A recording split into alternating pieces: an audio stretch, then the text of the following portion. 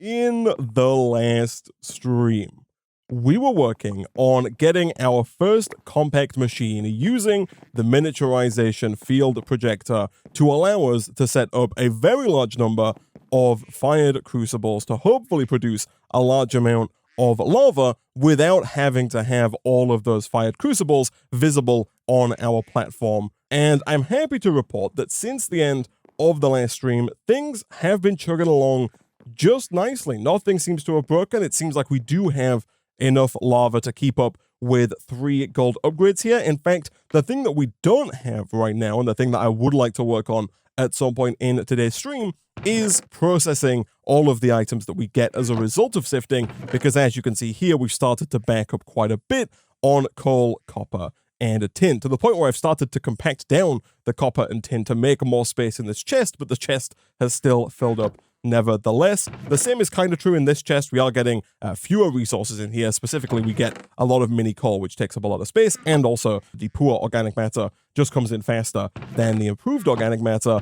But basically, all I've done between streams is I've taken quite a bit of each of the resources that we're generating, and I've smelted them down into their respective ingots. And so right now we have got 278 copper, 412 tin, and 99 iron, as well as a bunch of nickel and a little bit of aluminum. I think a lot of our aluminum is currently in dust form. We have 171 aluminum, but of course that aluminum does need to be smelted if we're actually going to get the aluminum ingots. But of course, that is something I do want to work on in today's stream. I'm hoping to set up a system to allow us to take all of these resources and then either send them back to their respective storage drawers. That's for things like coal that don't need any processing whatsoever. And then for all of the other resources, things like copper and tin, we first need to craft those into their raw form and then smelt them into their final ingots. Of course, the process is going to be a little different depending on what resource it is. For example, the aluminum is going to need both a pulverizer and an induction smelter, but some of the ingots are definitely easier than others. But before we get started on any of that, we should now have access, I believe, to the machine frame questline here. That is, at this questline, we don't. And the reason for that is that there is a bug with this questline, and we've not unlocked silver. I assume silver is the only thing we're missing here. It is. Now, the question is, can we get around this bug? I think the answer is maybe. I'm wondering if I take a silver ingot. The problem, by the way, chat, is that our ingot is the wrong kind of silver ingot. Currently, we have a silver ingot from thermal expansion, and we need a silver ingot from ex nihilo. So the question is, can I do this and then recraft it back to get the right ingot? I totally can. Fantastic. Okay, if that didn't work, I was going to try and pulverize it and then resmelt it, but never fear, the quest is complete, and so now we have access to the machine frame questline. This questline begins with an electrum ingot, which, as we've seen before, is just a combination of gold and silver. Now, currently, we do have a lot of gold, but we don't quite have that much silver. That shouldn't be a huge deal. We do have 8. I'm not quite sure how much electrum we're going to need here. If we're going to make our first machine frame, the machine frame does require 4 electrum plates and then an electrum gear, which also requires 4 electrum. So that's 8 electrum per machine frame. And then the reason that we need the machine frame is to make the Arboreal extractor, which requires another 2 electrum gears. That's another 8 electrum there. So 16 electrum to make the Arboreal extractor, which I think is actually the perfect amount that we have. We've got enough to make 16 electrum. The reason that we need the Arboreal extractor is that we can use this to suck latex out of jungle trees. We then craft that latex into rubber.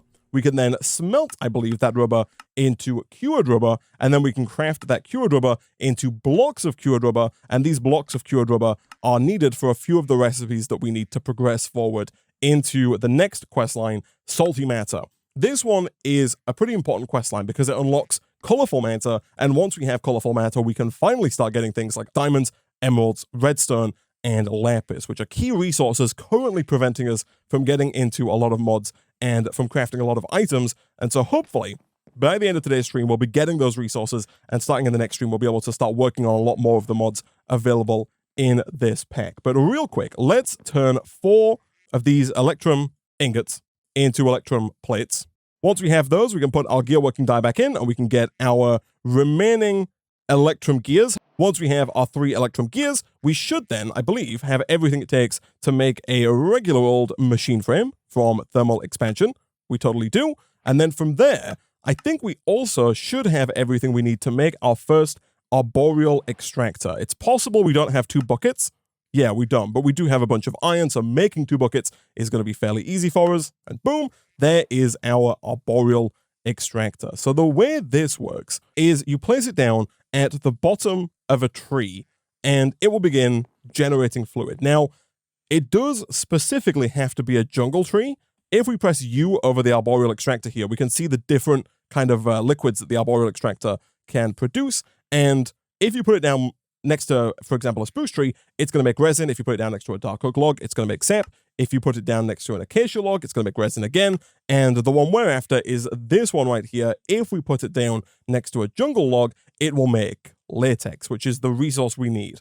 The reason that we're starting with this is because the production rate is very low. Like, it takes a long time to get a decent amount of latex. And so what we can do real quick is we can go ahead and maybe just break this piece of driftwood. If we then grab a single piece of dirt and maybe just to speed things up a little bit of bone meal, we should be able to plant down our jungle sapling, bone meal that to get it grown up nice and quick. Fantastic. And then if we place the Arboreal extractor down at the bottom of the tree, you'll see that it's working. If you see the like kind of white texture in the middle and on the top. But either way, you can see here now that the Arboreal extractor is slowly but surely generating latex. I believe it takes 25 seconds per like round of production. And so it's producing approximately 1 millibucket per second. But that does mean that it's going to take 1,000 seconds in order to produce 1 bucket's worth. And so I wanted to get this going sooner rather than later so that we can kind of leave it here while we go back and look at fixing this system over here and actually getting automation up and running for all of these resources. Chat is right. You can put certain resources into the Arboreal extractor to increase its output rate.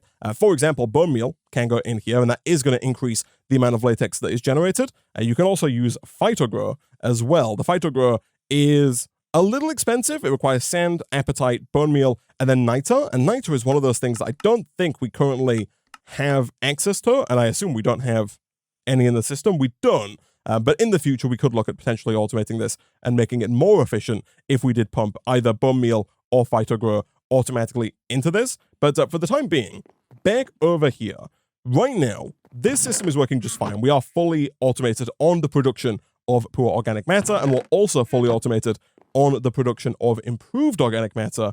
The only thing that we're not fully automated on is the production of the skulking organic matter, and that is because currently the shards required to make the dust, that being the echo shards, are not being sent back around into the system. The second problem is that these 3 barrels here don't have the required bronze underneath them to actually transform the lava into improved organic matter, which we can then further transform into skulking organic matter. And so step 1 is getting 3 more blocks of bronze. Boom, boom, boom. The second step, once we have those blocks of bronze down, is to feed the echo shards background into the system. Now, between streams, I did do some testing in a single-player world, and it turns out that you can, in fact, use a compacting drawer to automatically craft the echo shards into nuggets. So if I go, do we have any echo shards like spare? We have some in there, and then we have some in here. So can I recraft up an echo shard like this? I can. If we take the echo shards that we're getting from our sifting system here, and we send them around into a compacting drawer, the compacting drawer automatically makes them available in both echo shard and echo shard nugget form. And so my plan here is to lock this drawer, move it over to our main storage drawer system. We'll put it down, let's say right about here. We will probably end up moving most of our ingots into compacting drawers at some point, because it just makes life easier in terms of crafting, because having the ingots in compacting drawers means that they're also available in both nugget and block form. And so if we're ever doing any crafting in our crafting remote, we don't have to go through the manual step of crafting, for example, a tin ingot into tin nuggets or an iron ingot into iron blocks before we move on to the next stage of the craft. So at some point, we will make a bunch more compacting drawers and probably fill up this top row with them and move all of our ingots up into those. But for the time being, we're going to go ahead and I think complete the final quest in the simple storage questline, and that is to craft a filtered import cable. We've made import cables before, The filtered import cable is, as you would guess, an import cable that allows you to filter what it is that you're going to import. The reason that's going to be useful to us is that right now, all of our echo shards are currently in a chest with gold pieces and silver pieces. Those are items that we don't want to import, but we do specifically want to import the echo shards. And so if we place a filtered import cable right about here, and if we grab some more network cable to connect that up to our network, what we should then be able to do is take an echo shard. We can then open up the filtered import cable and add this to the whitelist. So now it should only import echo shards when we connect it up.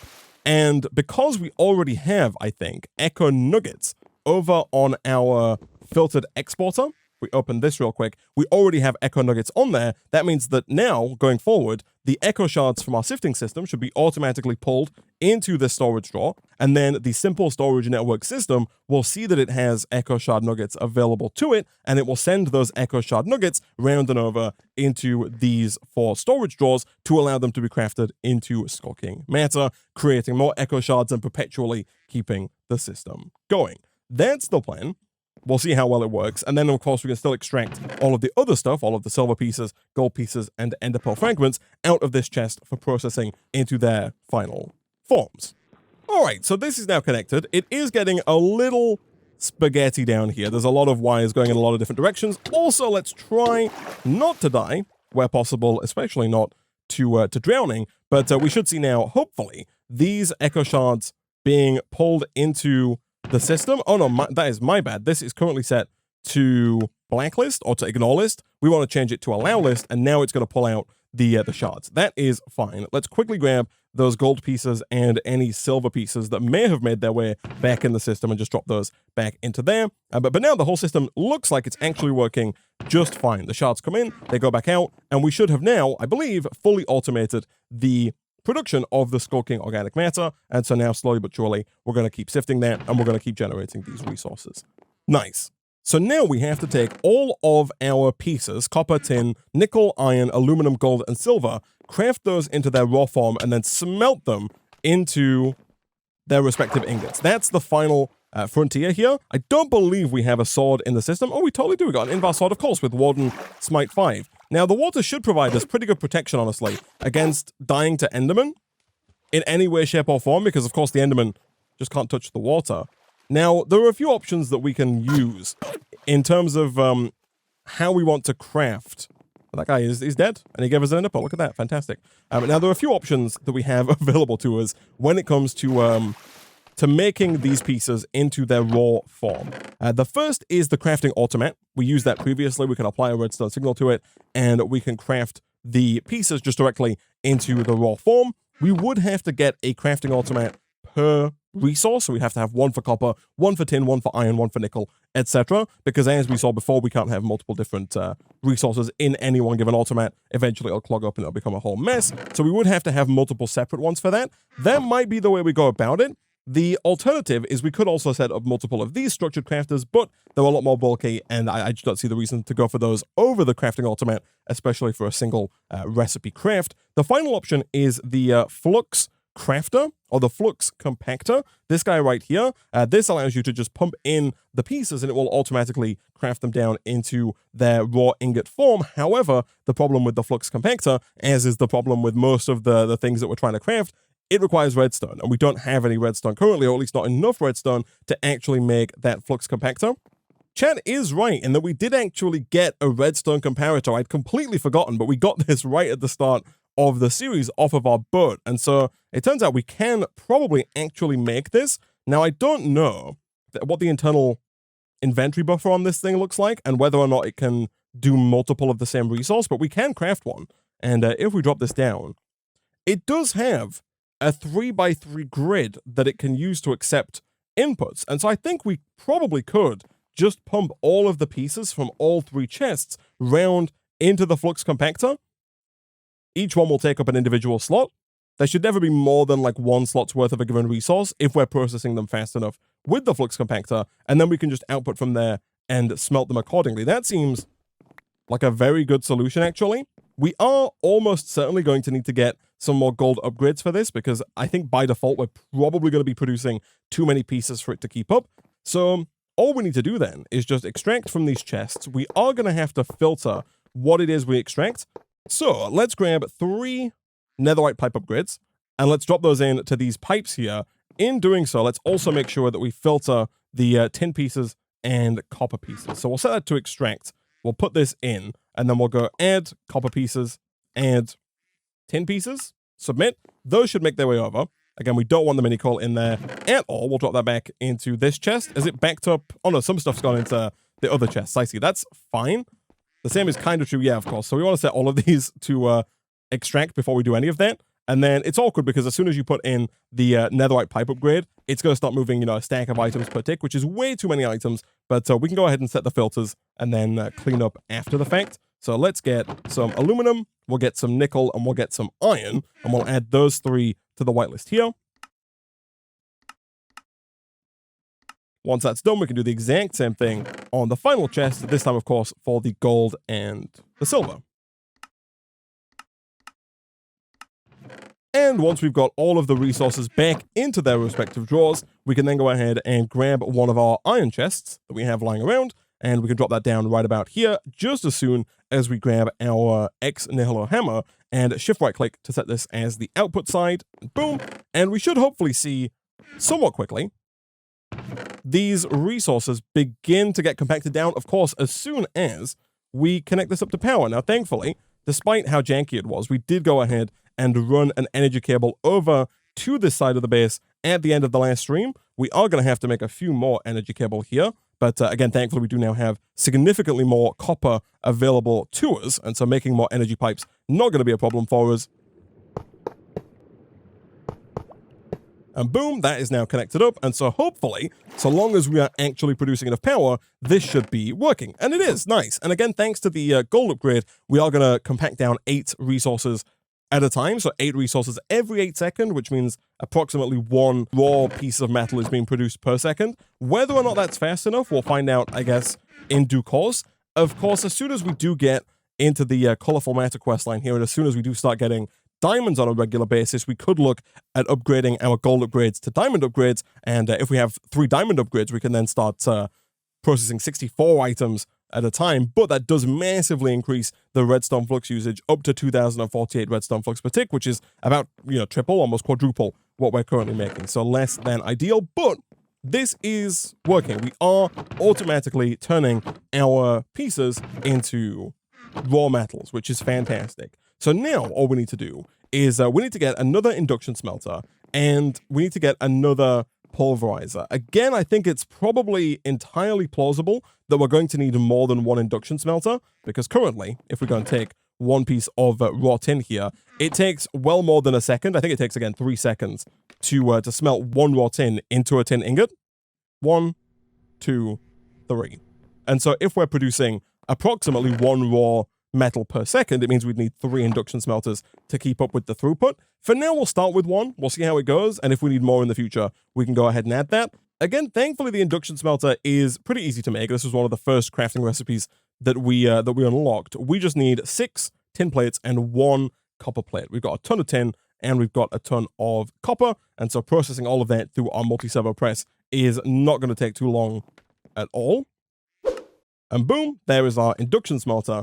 Now, the Twitch chat is pointing out a concern here, and that concern is that the induction smelter has 3 input slots, and it's not very clever in the way that it stops other resources being sent in. So, for example, if we do this and make sure that we go to configuration, left-click to set the left side to input, this is going to receive raw tin, and we can make this faster, there's no reason not to, but then it's also going to receive everything else. It's going to receive copper and nickel, and if there's any more than 1 raw resource in the induction smelter, it's not going to work, which is not ideal. Again, connecting this up to power is going to be fine. I don't think that we're currently really anywhere near the bottleneck in terms of how much power we are producing. I don't think we're going to run out of power anytime soon. These machines only use 20 RF per tick. Even if we upgrade it to use the resonant integral component, that's only 80 redstone flux per tick, and we are producing 640. So that should be fine, I think. The solution, I believe, to this problem is the slot lock item. slot seal item, from thermal expansion. Prevents a slot from being useful when a machine has multiple input slots. This thing's super easy to make. It's 1 iron plate and 4 iron nuggets, and you can place it into any thermal expansion machine to lock a slot, or I guess to seal a slot. So if we quickly grab some iron plates, we need 2 of them, we can then also craft down some iron nuggets, and from there we should be able to craft up 2 of these slot seals. And with those, we can go ahead and lock these 2 slots, but they don't count towards the recipe, and so the raw tin, of course, is now being smelted. Nice. And so going forward, all of the raw materials will make their way over, and because there's only 1 slot available, only 1 thing should make its way in at any given time. That's going to then produce the desired result, and from there, all we need to do is grab another one of our import cables. Again, the filtered import cables and the regular import cables, they're both the same. It doesn't matter which one you use. We might as well use the regular import cables because we don't have to do any filtering here. We can save the filtered ones just in case we need to do some filtering in the future. We'll drop that down, I guess, right about here. Make sure that is set to output on the right. And then if we connect that up, we have, at that point, automated, I think, everything apart from the aluminum. The aluminum is going to be a little trickier because that has to be pulverized and then smelted. So that won't go through here. But that's fine. We can get 1 more pulverizer and, I guess, 1 more induction smelter and have, like, a separate system specifically for aluminum.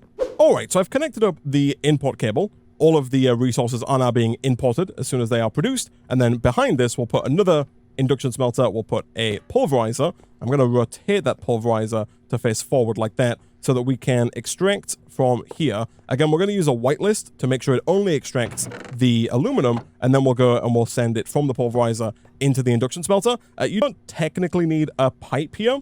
You can put the pulverizer directly next to the induction smelter, and that would work just fine. In fact, you know what? Let me move this and this. It might look a little nicer if we do this and this. That way we can set the left side of the pulverizer to input. That's going to allow the item pipe to connect. We can then set the right side to output. We want to switch auto output to enabled. And then over here, we can do a similar thing. We can set the left side to input, the right side to output, and then we'll just place another import cable right about here. We should have that in our inventory. We totally do. Boom and boom. And so now we do need to power both of those. That's fine. We've got energy cable under here already. Let's just break both of those. And the final thing we have to do is grab another one of the netherite pipe upgrades to allow us to extract specifically aluminum from our raw resources chest.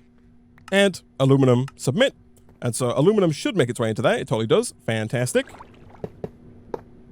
And boom, power is connected. And so now, finally, all of this should be automated. Or I guess almost all of this should be automated. The last thing we need to do is we need to get some of the final resources here into their respective storage drawers. So we have these ender pearl fragments. These need to be crafted into ender pearls. Can you craft ender pearls back into ender pearl fragments? You totally can. That is good news because it means that we should be able to use a compacting drawer to store those fragments. So if we put a compacting drawer here and we put the fragments in, we can now just import the fragments much like we're doing with the shards, and that's not going to be a problem for us going forward. So let me just quickly see about adding that to the whitelist. Boom. And so now any shards that are in here should get pulled directly around into that storage drawer. So this setup is done.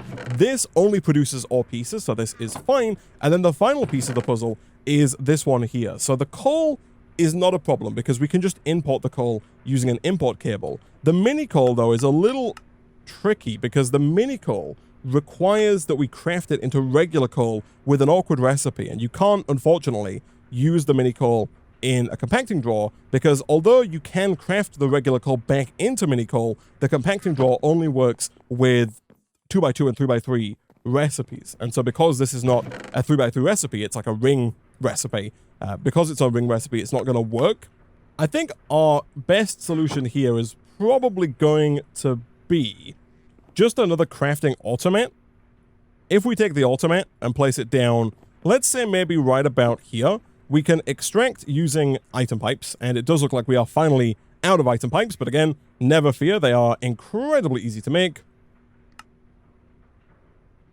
What I'm thinking is we can put an item pipe here to extract the mini coal, and then we can probably just have another item pipe that takes the final coal, pumps it back into here, and then we can connect an importer to this chest to pull all of the coal out of here and into the system. So all we should have to do is take the mini coal, we're going to add that to the filter that we're going to have to get for the pipe.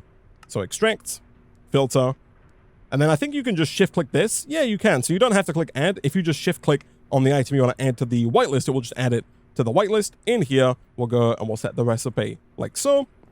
We'll then set the top to extract as well. I think that should be fine.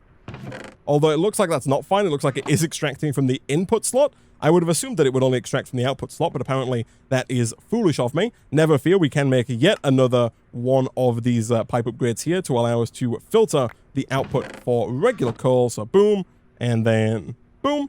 So now that should not take the mini coal. Fantastic. And then if we just grab the redstone clock that we got at the beginning of the series, we can place that directly underneath the automat here, and we should have a sufficient system to automatically craft all of the mini coal into regular coal. It might be like very slow. Oh, also I forgot this ejects out the front. That's my bad. That's also fine though. We can put that there, and then we can just sieve on the pipe upgrade, because then we can just do this and this, and we don't have to worry about the pipe upgrade because the only thing that's going to be in here is coal. And I think, if I'm not mistaken, the pipe upgrade here moves 4 items every 20 ticks, and this can only craft 1 every 2 seconds, I think it is.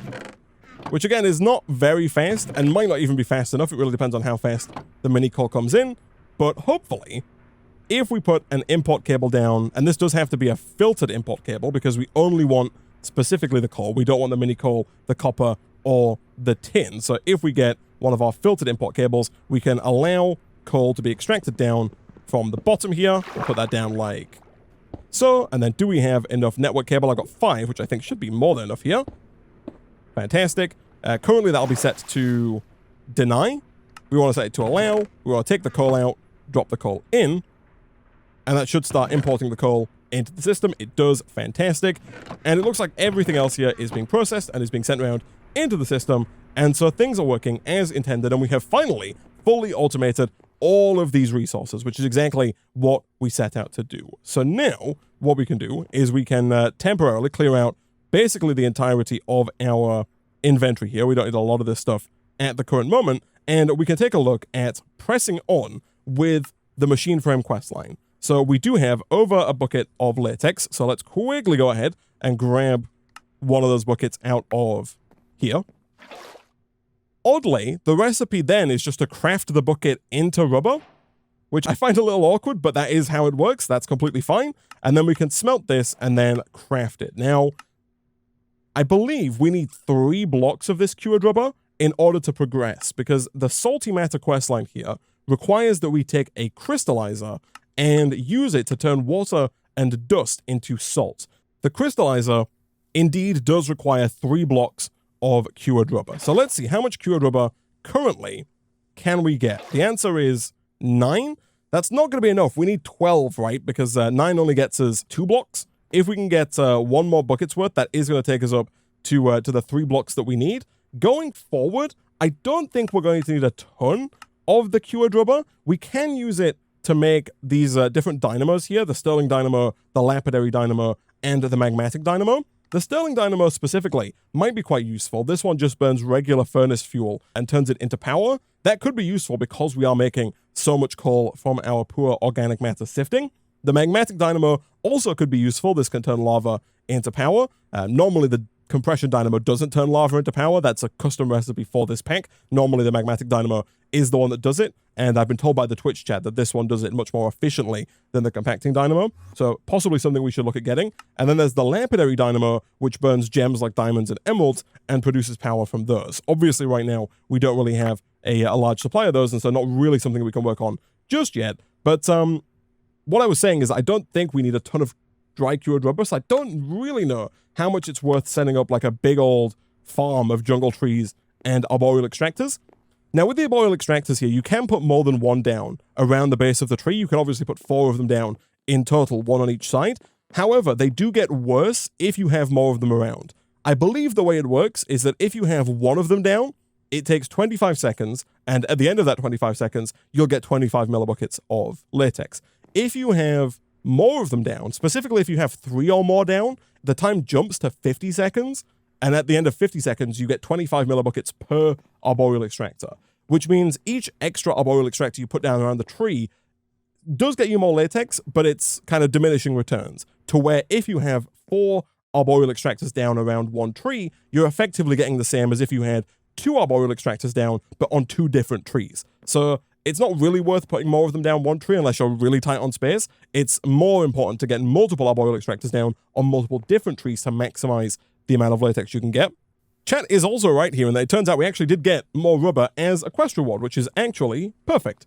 Now, another person in the Twitch chat has just reminded me that we do have the Iron Furnaces mod in the pack. If we go to @Iron Furnaces here, this mod, kind of like the Iron Chest mod, adds multiple tiers of furnace. It starts out with the regular furnace. We can then upgrade it to iron, gold, diamond, emerald, obsidian, crystal, netherite, and then eventually, I believe, rainbow for the ultimate furnace. But right now, we only have access to gold, but I think the gold furnace is going to be a substantial upgrade over the standard regular Minecraft furnace that we are currently using. Each time you go up a tier, the furnaces do get faster and faster. Again, this is why we need all of our ingots in compacting drawers. If our gold was in a compacting drawer, I wouldn't have to manually craft the block of gold. It would have just gone into the recipe when I shift-clicked. But either way, over here, we can place down our gold furnace. We can grab some of our 1000 coal, drop that in, and I believe we can also put in augments for this furnace that are going to make it faster. For example, the speed augment here, it halves the cook time for all recipes, but uses up twice as much fuel. It does require 2 redstone, and currently we have not 2 redstone, which is unfortunate. Did we use redstone earlier? I feel like we might have done. We got 1 redstone, which is, it's a real pain in the backside. We're so close. Once we have some redstone, we could make the speed upgrade. There's a few others as well. There's a fuel efficiency upgrade, which we don't really need because we've got a ton of coal. But if you are light on coal, this would allow you to get the same smelting ability, but with less fuel. Either way, for us, we can drop these in. And already this does appear to be a fair bit faster, I think, than a regular furnace. Oh yeah, it's substantially faster. Once we have the 12 rubber, we can craft that into 3 blocks of cured rubber. And then in order to make this guy, the crystallizer, we need a machine frame, which we got as a quest reward, 1 glass, and 2 electrum gears. And so once again, if we grab some gold and some silver, which we don't have, we might have to hijack this. Why are you not importing silver? Oh, it's probably because we don't have a storage drawer for silver, and I would assume that all of our chests are full then? They are. That is not ideal. I do see that we've got a ton of dust. Have we managed to fill up this drawer on dust? Is 8,816 the oddly specific number? It's not. Maybe it's like 8888. There's a lot of coal in here as well, which I feel like shouldn't be the case. We do have a drawer for coal. Oh, but we filled up that drawer for coal. I see. Okay, that is understandable. Let me get some of my B-Bucks here, and let's grab another drawer upgrade. Again, we don't really have a ton that we can do with the B-Bucks. Eventually, we can look at buying an Elytra, but we're still a fair ways away from unlocking that quest, and so I feel like there's no good reason not to just keep buying the highest tier of storage upgrades, at which point we can start extracting all the coal from these chests and moving them back around into their correct drawers. Anyway, now that that's fixed, let's get the gold and silver over into the old induction smelter, and I don't think we need that much of it. We need 2 electrum gears in order to make the old crystallizer. I think we did have some electrum left over. We did indeed, fantastic, and so that is more than enough electrum to get the electrum gears. We just need to make sure we have the old gear working die in the multi-servo press, and just as soon as we have 2 electrum gears, boom, and boom, we have our crystallizer. So now, the next problem that we're going to run into is the fact that we currently don't have any dust being made. Because if we want to work through salty matter here, in order to make salt, we need water, which we can of course get an infinite amount of using another sink, but dust we don't have being automatically generated. That should be fine. We did have a spare hammer in the system earlier, a spare flux hammer, but we used that flux hammer in the making of the pulverizer. Again, this isn't too difficult, and we can make another wooden hopper or 2 nice and easily. The only thing we're missing here is glass, and we did just upgrade to a faster furnace, so getting glass is now faster than ever. I think what we're going to want to do is probably move the pulverizer, potentially. I might move it to like here, and I might put the flux hammer here. We could put the flux hammer here, of course, and leave the pulverizer where it is, but I think just for the sake of symmetry, having all the flux hammers in a line, I might put another flux hammer here and then have this pipe just round robin distribute the sand between the pulverizer and the hammer. That way we will get a passive production of dust, and we can take that dust and combine it in the crystallizer with some water from a sink to start producing salt. And I think we do want to automate salt, because in order to get the colorful organic matter, which is the next thing that we're going to sieve to get all of these resources, we need to take colorful transformation powder and place it into a barrel with colorful organic fluid. The colorful transformation powder is made by pulverizing any of the different coral blocks that we can generate. The colorful organic fluid is made by transforming skulking organic fluid into colorful organic fluid by having, again, one of those coral blocks beneath the barrel. And in order to get the coral blocks, we have to place the different colors of coral lava into barrels with seawater. And the seawater we get by putting water into a barrel that has salt beneath it. And then finally, in order to make the coral lava that is needed to make the coral blocks, we need to sift salty organic matter, and salty organic matter is salt in a barrel with seawater beneath it. So we are going to need a continuous supply of salt, and so we should set up a system to make it continuously. So let's move the pulverizer. We'll put that down right about here. That does mean we are going to have to move this import cable, but that is not going to be a problem for us. In fact, it looks like it's going to give us some network cable back, which is fantastic. We will then see about crafting that flux hammer, and we'll place that down right about... I want to put it there, but I think if I do it from this side, yeah, that's the way that we want it down. That is perfect. That's going to receive the sand. Fantastic. We'll set the back of the pulverizer to input, which is this box in the bottom right. We can then set the left to nothing again. And down here, we'll make sure that this is set to round robin to evenly distribute the sand between those two inputs. Boom and boom. Okay, that should be fine. Now, again, we could have gone a different way with this. We could have compacted the sand into compressed sand before we hammer it, but I don't want to burn all of our sand and turn it all into dust. I do want there to be enough sand left over for the pulverizer to use. I don't think we're going to need that much salt. Obviously, if things change in the future, we could look at compressing the sand before we hammer it into dust, but for the time being, we might be able to just directly pump the dust out of the flux hammer, shift right click again with the hammer to set the output, into the crystallizer. If we set this side to input, yeah, the dust is just going to go right in there. That is fantastic. So then, I don't believe we have any terracotta lying around. We do, actually, but I don't know if we can make a sink using the different colors of terracotta. I think it does have to be specifically just regular old terracotta, but I will try that real quick. If I grab this, does that work? No, it doesn't, unfortunately. That is fine. We do have just enough clay in the system to make 5 more terracotta, and using our new fast gold furnace, we could smelt that into 5 terracotta nice and quickly. And once that is done, let's craft up the sink. And again, we'll just place that down for now, right about... I was going to say here. That is actually fine. This will connect, but obviously lava is not going to go into the sink, and we can just disconnect it just for aesthetic reasons, I guess, even though it's not actually going to do anything. We can then take our fluid pipe, and again, I don't think we're going to need to upgrade this. I imagine that 50 millibuckets per tick is going to be more than enough for the crystallizer. I don't think the crystallizer is going to be quite that fast. We do want to make sure that's set to blue for input.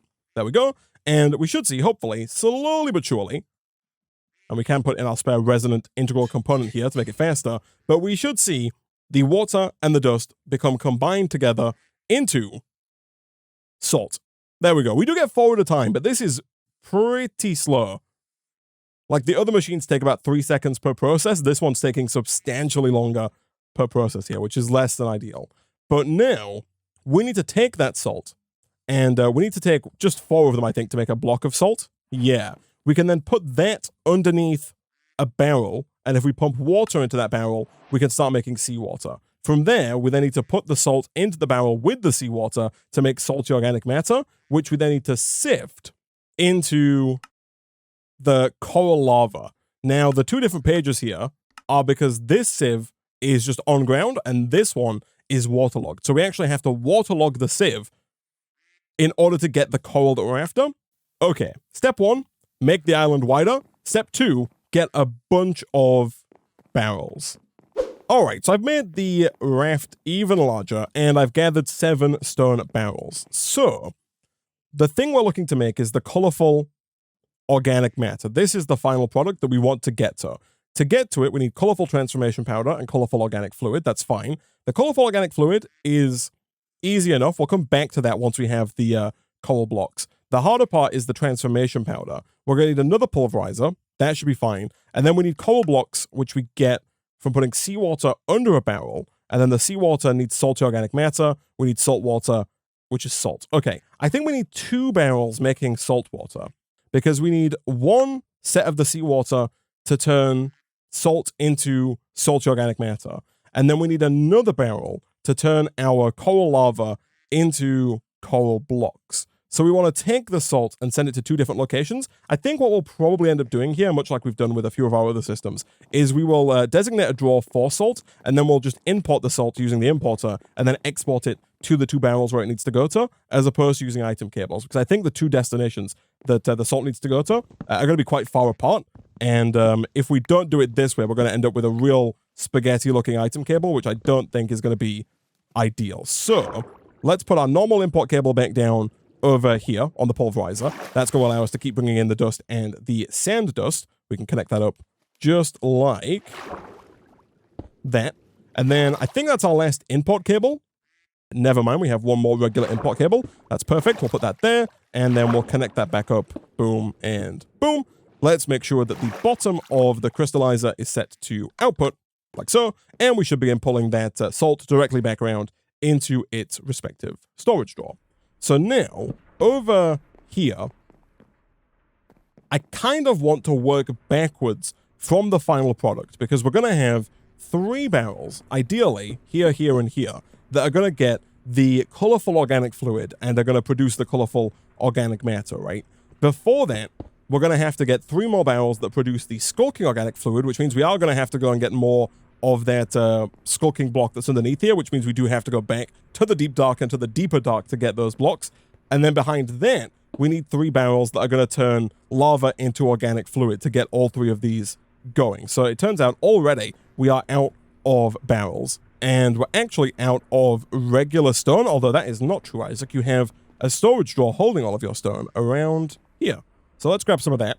Let's make a bunch of slabs, and then let's see about making a bunch of barrels, because we are not even close to the number of barrels that we need for the setup. So the 1 last barrel is going to go down here. That's where the next pulverizer comes in. We should have a bunch of bronze in the system. We do. The pulverizer requires 2 bronze gears, if I remember correctly. I'm also fairly certain that it requires another flux hammer. It does. Now, thankfully, these are very easy to make. 1 copper hammer and 1 wooden hopper. Boom, there's our next flux hammer. And with that, we just need those 2 bronze gears that we have in here, and that should be everything for the pulverizer. Nice. So, item pipe-wise, we need pipes going round and into these final 3 barrels. This is where the colorful transformation powder is going to go. Prior to that, we need a pulverizer down, and that pulverizer does need to get some kind of power, and there's not really power over here, which is unfortunate. But for now, as a placeholder, we will get rid of this. We will disconnect this, and we'll put the pulverizer, let's say here, just because that's in line with the others. In fact, you know what? Let's put it 1 further back. We'll put it here. That gives us space to put a storage drawer here, and we can use that storage drawer as a buffer for the colorful transformation powder, much like we're doing with all of our other powders. And in fact, we should probably rotate this because we do need to insert into the side of it here. So, the pulverizer takes coral. Coral is made in a barrel with seawater and lava. That's fine. And I think 1 barrel will do the trick. So we'll put 1 barrel down right about there. And we want to have seawater pumping into that barrel. And then we want to take the item out of that barrel and over into the pulverizer, like that. We do also need to insert into that barrel. That should be fine. The thing that we're inserting into that barrel is coral lava. And the coral lava comes from a waterlogged sieve. So I think it's definitely going to be in our best interest here to make another flux sieve. This does need to be waterlogged, and so I think it's going to be best for us to just kind of hide that in the ground So let's put the waterlogged sieve right about here.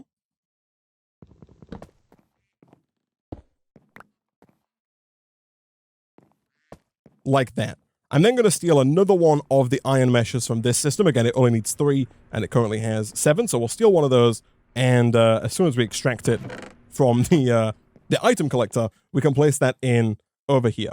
This guy needs salty organic matter, which is a barrel that has seawater in it, and then salt going into that seawater. So the seawater needs salt underneath it, and then we put salt into it. Okay.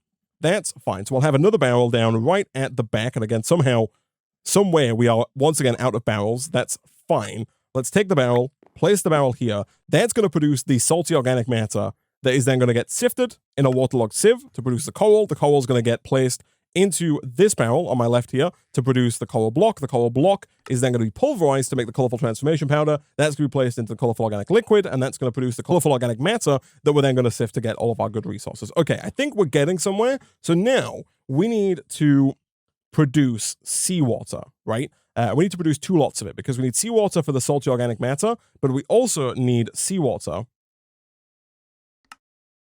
for the coral block. So let's get 2 blocks of salt.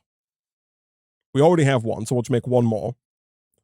And we'll put these down over here, I think. So we can have one of those down, let's say right about here, and I'll put the other one down. I wanted to connect to this. We could put it here, I guess. It's a little awkward. But sure, let's put the other one down here. Let's grab 2 more stone barrels. We could look at getting different barrels. There are some cooler, like, wooden barrels that look maybe a little nicer than just the regular stone one, but here and here. And then I guess we might as well go ahead and get another sink. Again, we could, run a fluid cable around and over to these 2, but I think it's just going to look nicer if we have a second sink. So real quick, let's grab some more clay and let's make that sink happen. All right, boom, there is our extra sink. Let's do this and this. We just replicated the same setup we had in the last episode over here. So we've got a chest that we can put dust in. If you put dust into that chest, it then just very quickly turns it into clay. So we got a little clay making system over there. That is fine. Over here, these are turning into salt water, which is good. We then want to take that salt water around into here. I think we should be fine. I don't think we need to filter this. I think it's very unlikely that we ever end up in a situation where the water gets pulled out and put into here. So I think we should be fine. Like, even if I do this, never mind, we totally do need to filter it. That is fine. So we'll grab the bucket of seawater. We'll grab 2 more pipe upgrades. And just like we did before, we can go ahead and add the seawater bucket to the whitelist to make sure that stuff like this doesn't happen where regular water ends up in the barrel. We want it specifically to only be seawater. Nice. So now that's seawater taken care of. What are we missing? The salty organic matter needs salt going to it. So that is this here. We need to export salt. That's fine. We've got Twitch chat on hand, and they are the world's largest exporter of salt. All we need to do is place the export cable down like so, and then if we connect that up, we can just tell you to export salt into that barrel. That's going to produce the salty organic matter. We're then going to take that and place it into the flux sieve. So for that, let's just do this. We can extract from here. That's going to go around into our flux sieve. Then it's going to produce all of these different kinds of coral lava. And then from there, we can send all of the different kinds of coral lava over to this barrel. And that's going to turn them into the different kinds of coral block. But again, that's fine because they all get pulverized into the same final product anyway. So that's not going to be a problem. Let's set this to input on the left. Let's set it to extract here. So I think we're basically good to go, chat. I think we have kind of everything that we need. Let's get even more network cable, which we're not going to be able to make because I'm 99% sure that we are indeed out of Invar Constantan alloy. We have got a little bit of Invar and a little bit of Constantan, which is going to make our lives a little easier here. And there we go. That is now connected up. So salt should get exported there. It does. That should get pulled around. It does. All we need to do now is get our energy pipes out. And it looks like we do need a few more of those. That's fine. And then if we can connect these at the bottom, which we definitely can do, we just need to bring it over from here, like so. and that should bring our waterlogged sieve online. It does. Now, of course, this does need to eject into an adjacent inventory. So let's go ahead and place, I guess, just a regular old chest down. Whoops. Don't know how I pressed G so many times there. A regular old chest down right next to it. As per usual, we'll set the output to here. We'll place that down like so. That's going to receive the outputs of the sieve. Fantastic. And then all we need to do is pump those into here. So we'll take one more item pipe. I should really just bulk make these pipes. I might do that between streams, so we just got them ready to go. I don't have to keep manually crafting them. But if we do this, disconnect this, set that to extract, that's going to make the coral block. The coral block is going to get extracted. And then getting power to this guy is going to be a little trickier just due to where he is without having a cable that's just kind of running all over the place, which is definitely less than ideal. I think the easiest thing for us to do here is going to be to move the pulverizer one over. And my inventory here is a complete mess. But if we move this one over to here, we can then run a power cable up through the floor. And it just means we need one more item pipe that we can set to extract from the right-hand side. Like that. Now, it's at this point that I think we might be potentially in getting close to at least having trouble with power. Maybe not. We've got a lot of machines going. To be fair, a lot of them are not that fast. How are we doing over here? Is this, we've got a lot of backlogged resources. I think it's possible we might be producing them faster than we're processing them. But this could also just still be the backlog from the start of the stream. The only way we'll find out is when we come back next time. And if there's more than what there is there, then we know that we've got a problem we need to solve. For now, though, we have colorful transformation powder being made, albeit somewhat slowly. Now is the tricky bit, because now what we need to do is we need to make some more blocks of bronze. That is not the tricky bit. That's actually the easy bit. 1, 2, 3. We can place those down under these barrels here.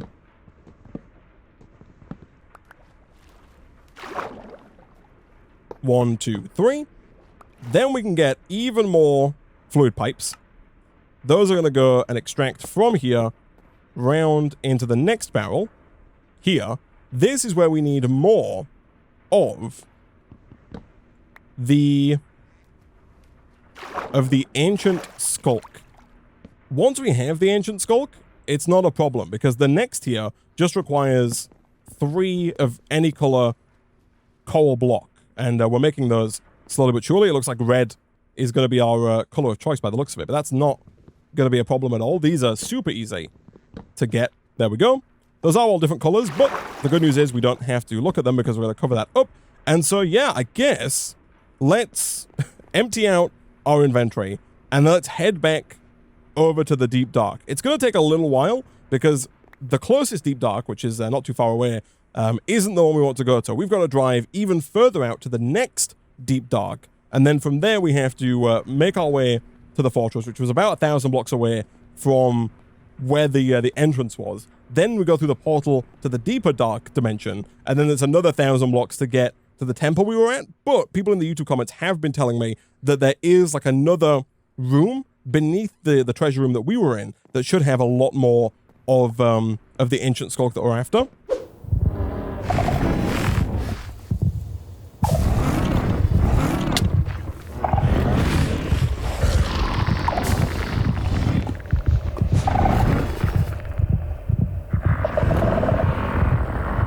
I'm worried. Chat. I'm so very worried.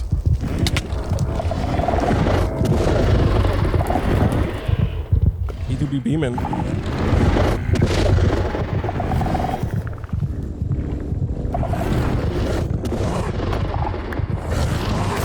Okay, so it's a little scary, but there are indeed areas down here. We're after ancient skulk.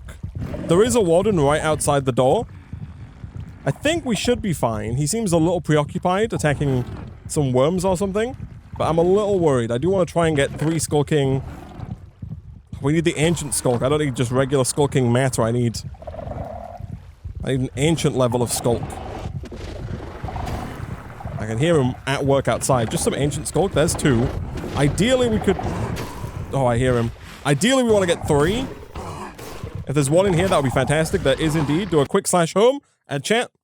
We've done it. We've cracked it. We got 3 ancient skulk. Okay, that is good. So, back over here, let's just finish this up, shall we?